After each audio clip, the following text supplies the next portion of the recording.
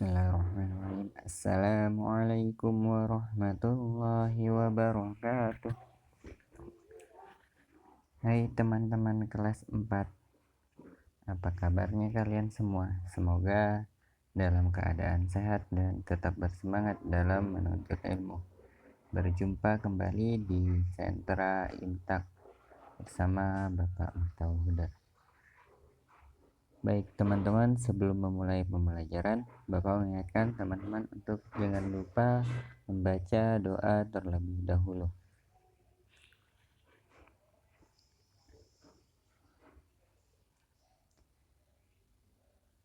Pada hari ini kita membahas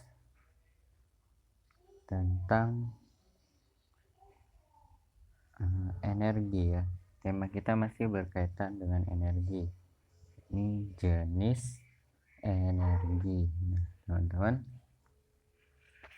jenis energi ini ada bermacam-macam ya. Nah, ditinjau dari keadaannya, ditinjau dari ketersediaannya ya. Ada yang dinamakan dengan energi fosil ya. Energi fosil adalah energi yang berasal dari sisa-sisa tumbuhan dan makhluk hidup prasejarah yang terkubur di dalam perut bumi. Energi fosil ini energi yang tidak dapat diperbarui. Ketika telah habis maka ia tidak akan muncul kembali ya, karena membutuhkan proses yang sangat panjang.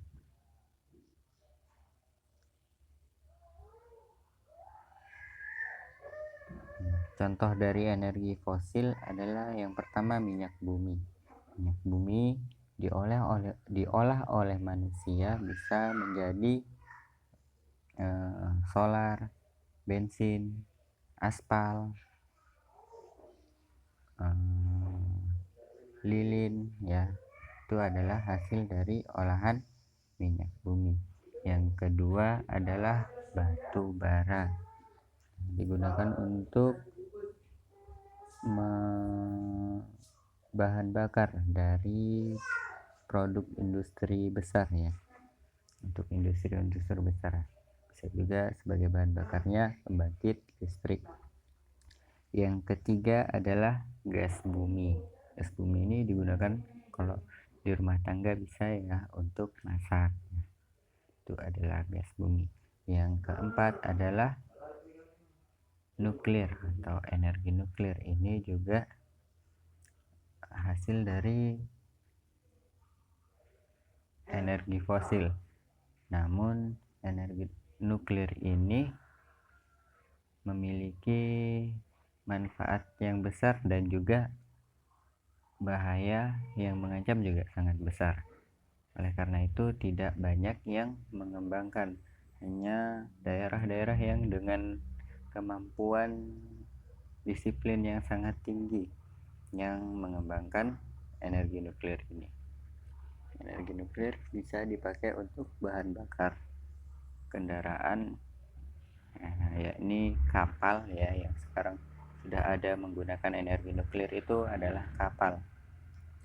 Selanjutnya adalah untuk pembangkit listrik tenaga nuklir. Ya, inilah beberapa contoh dari energi fosil.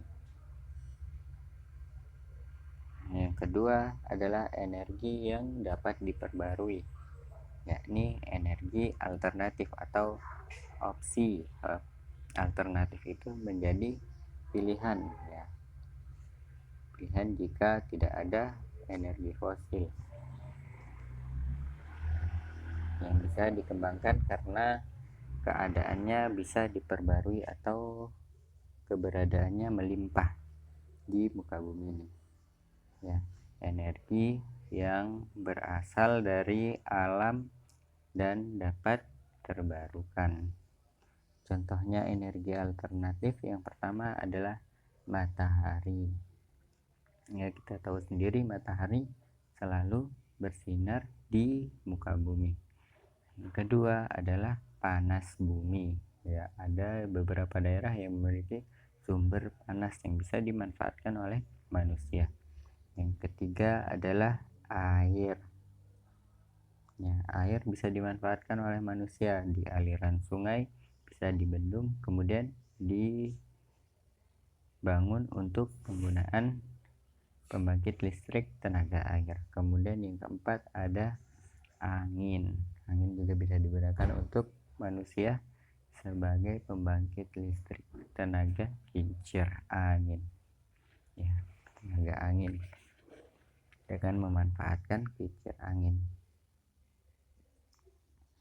Nah, inilah contoh energi alternatif. Ada lagi yang masih harus diolah seperti biogas dari kotoran hewan, kemudian biodiesel dari tumbuhan. Ya, itu juga bagian dari energi alternatif.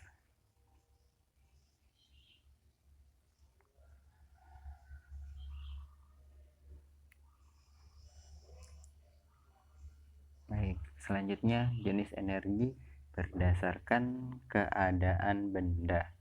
Berdasarkan keadaan benda, energi dibagi menjadi 3.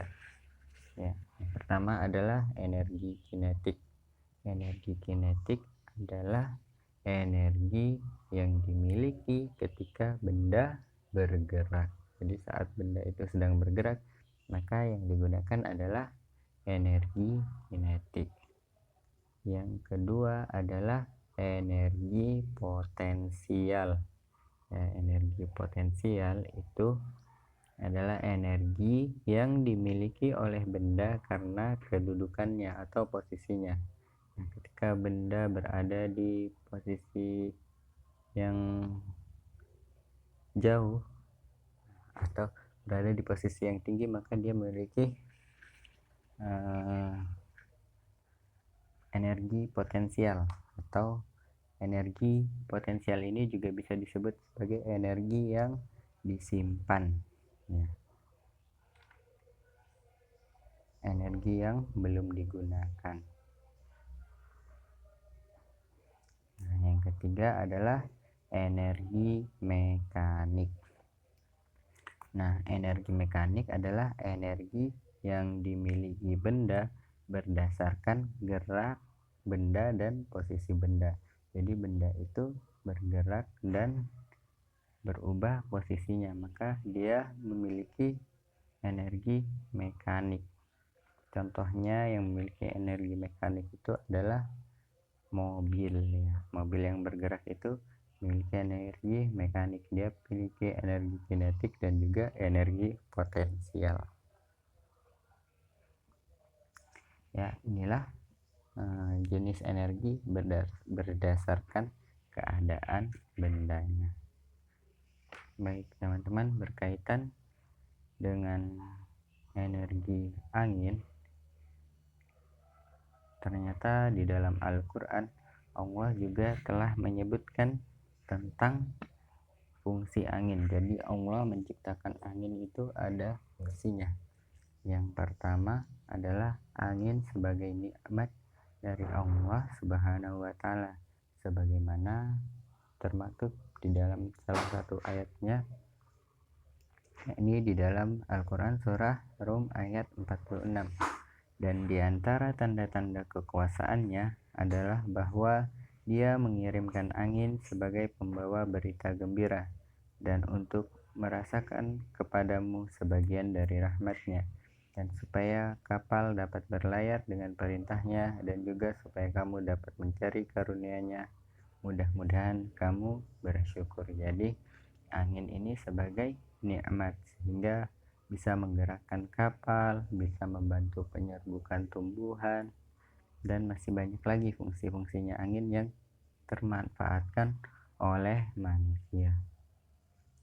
Namun juga yang kedua, Allah menciptakan angin sebagai azab atau peringatan dari Allah Subhanahu wa Ta'ala, sebagaimana terdapat di dalam Al-Quran surah Az-Zariyat ayat 41 sampai dengan 42. yang artinya dan juga pada kisah Ad ketika kami kirimkan kepada mereka angin yang membinasakan. Angin itu tidak membiarkan satupun yang dilaluinya melainkan dijadikan seperti serbuk. Jadi Allah juga memberikan azab melalui angin, ya teman-teman. Angin juga bisa berupa menjadi azab atau peringatan dari Allah, karena angin yang berhembus sangat kencang bisa merusak apa yang ada di permukaan bumi.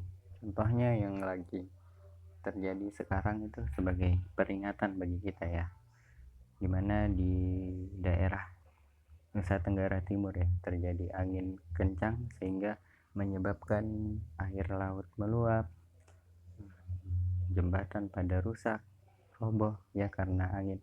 Nah itu juga bagian dari peringatan dari Allah. Kita sebagai umat muslim harus mengambil ibroh apa yang sedang Allah tunjukkan dari kekuasaannya, karena angin ini adalah ciptaan Allah Subhanahu wa taala.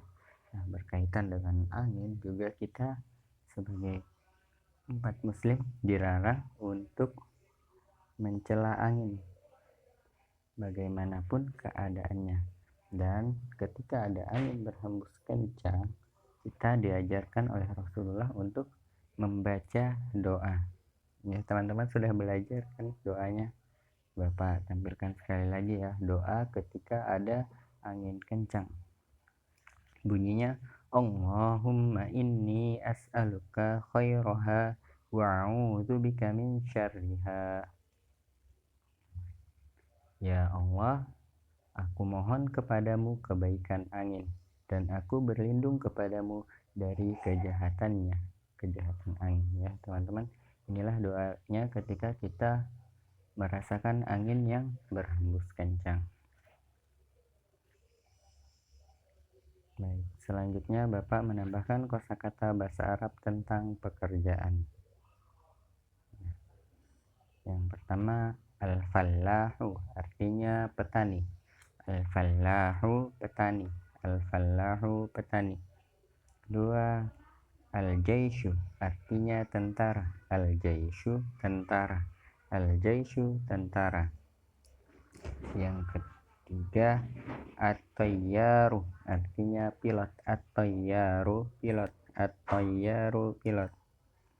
Yang keempat, al-muwazzafu. Al-muwazzafu pegawai. Al-muwazzafu pegawai. Al-muwazzafu pegawai. Yang kelima, as-samaku artinya nelayan. As-samaku nelayan. As-samaku nelayan. Yang keenam, mudarrisun artinya guru. Mudarrisun guru. Mudarrisun guru. Ketujuh, al-amilu artinya buruh. Al-amilu buruh. Al-amilu buruh. Kedelapan, at-talibu artinya pelajar. At-talibu pelajar. At-talibu pelajar. Nah, inilah kosakata bahasa Arab kita hari ini. Silahkan teman-teman membaca dan menghafalkannya. Baik teman-teman, terima kasih sudah mendengarkan video hari ini dengan baik. Semoga apa yang Bapak sampaikan bisa bermanfaat untuk teman-teman semua. Bapak akhiri, wassalamualaikum warahmatullahi wabarakatuh.